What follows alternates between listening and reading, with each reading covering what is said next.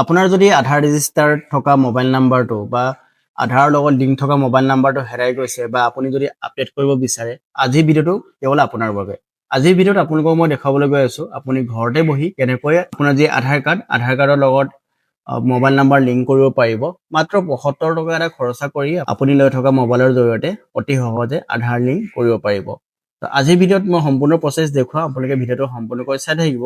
যিকোনো চৰকাৰী আঁচনিৰ সুবিধা লাভ কৰিবলৈ বা যিকোনো কাম কৰিবলৈ আজিকালি আধাৰ ৰেজিষ্টাৰ মোবাইল নম্বৰ থকাটো খুবেই প্ৰয়োজন। চ' আজিৰ ভিডিঅ'ত আপোনালোকক সম্পূৰ্ণ প্ৰচেছটো দেখাবলৈ গৈ আছোঁ।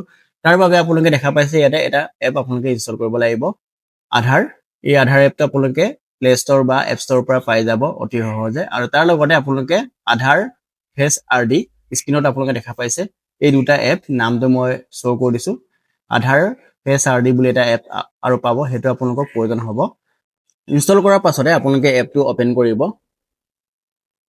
দেখা পাইছে এইকেইটা এলাউ কৰিবৰ কাৰণে আহিছে। চ' কণ্টিনিউত ক্লিক কৰিব, এলাউ কৰিব। তাৰ পাছত আপোনালোকে দেখা পাইছে বেগিন জাৰ্ণি অপশ্যনত ক্লিক কৰিব আৰু কণ্টিনিউ টু ৰেজিষ্টাৰ অপশ্যনত ক্লিক কৰিব। ইয়াতে 3টা ষ্টেপত আপোনাৰ ৰেজিষ্ট্ৰেশ্যনটো কমপ্লিট হৈ যাব। তলতে এটা অপশ্যন দেখা পাইছে এণ্টাৰ ইয়ৰ আধাৰ নাম্বাৰ, ইয়াতে ক্লিক কৰিব। ইয়াতে আপোনাৰ আধাৰ কাৰ্ড নাম্বাৰটো এণ্টাৰ কৰিব। আধাৰ কাৰ্ড নাম্বাৰটো এণ্টাৰ কৰাৰ পাছতে কনফাৰ্ম আধাৰ নাম্বাৰ অপশ্যন ক্লিক কৰিব। টাৰ্মছ এণ্ড কণ্ডিশ্যনটো টিক কৰিব, ঠিক আছে। তাৰ পাছতে কণ্টিনিউত ক্লিক কৰিব। ইয়াতে মোৰ এটা চিম আছে, সেইটো চিমে মই ইউজ কৰিম ৰেজিষ্ট্ৰেশ্যন কৰোঁতে। চ' ইয়াতে মই কণ্টিনিউ টু চেণ্ড SMS-ত ক্লিক কৰিম। ইয়াতে দেখা পাইছে চেণ্ডিং ভেৰিফিকেশ্যন মেছেজ। SMS-টো ভেৰিফাই হৈ গৈছে আৰু তাৰ পাছতে দেখা পাইছে আপোনালোকে এনেকৈ ফেচ অথেণ্টিকেশ্যন কৰিব লাগিব। আপোনাৰ চকুটো ব্লিংক কৰিব লাগিব। আপুনি যদি চশমা বা টুপি পিন্ধি আছে সেইবোৰ খুলি দিব, ঠিক আছে। Start face authentication option click কৰিব। আপোনাৰ ফেচটো ভেৰিফাই কৰিব লাগিব, চকুটো ব্লিংক কৰি দিব। দেখা পাইছে ফেচ অথেণ্টিকেট হৈ গৈছে। You are getting your Aadhaar ready, fetching details, continue click কৰিব। মোৰ নামটো ইয়াতে শ্ব' হৈ গৈছে। এটা 6 ডিজিট পিন আপোনালোকে ছেট কৰিব লাগিব। যেতিয়া আপুনি লগ ইন কৰিব তেতিয়া এই পিনটো এণ্টাৰ কৰিব লাগিব। চ' ইয়াতে কনফাৰ্ম পিনত ক্লিক কৰিব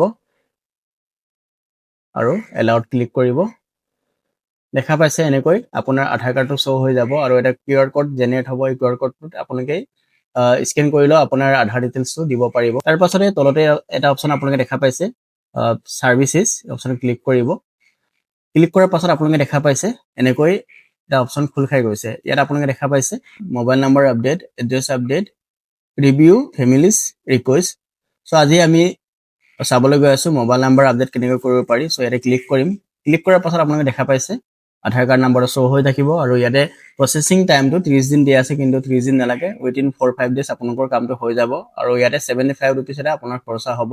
আৰু কি ষ্টেপত আপোনাৰ কামটো কমপ্লিট হ'ব ইয়াতে দিয়া আছে, দেখা পাইছে verify new mobile number with OTP, face authentication আৰু মেক পে'মেণ্ট। এই 3টা ষ্টেপ কমপ্লিট কৰিলে আপোনাৰ কামটো কমপ্লিট হৈ যাব। ইয়াতে আপোনালোকে দেখা পাইছে continue to update mobile number, ইয়াতে ক্লিক কৰিব।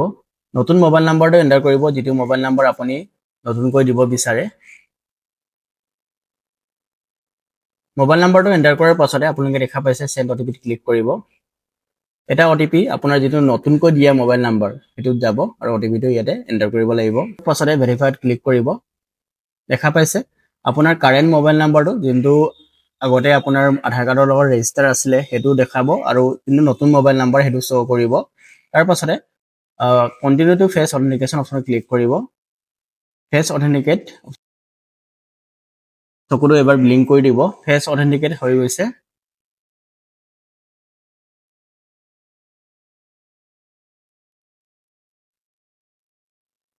ইয়াতে আপোনালোকে দেখা পাইছে আপোনাৰ অল নাম্বাৰ আৰু নিউ নাম্বাৰ, আৰু ইয়াতে আপোনালোকে পে'মেণ্ট কৰিব লাগিব। কনফাৰ্ম পে 75, ইয়াতে ক্লিক কৰিব।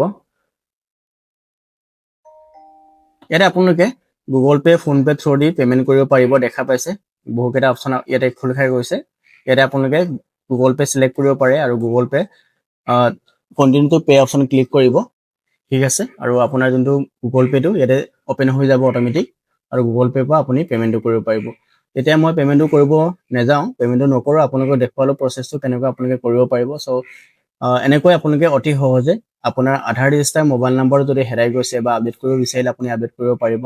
যদি আজিৰ ভিডিঅ'ৰ ইনফৰমেশ্যনটো যদি আপোনালোকৰ ভাল লাগে তেন্তে এটা লাইক কৰিব, লগতে চেনেলত যদি নতুনকৈ আছে তেন্তে আপোনালোকে চেনেলটো ছাবস্ক্ৰাইব কৰি ৰাখিব, কাৰণ মই এনেধৰণৰ ইনফৰ্মেটিভ কণ্টেণ্ট আপোনালোকৰ বাবে সদায় আনি থাকোঁ।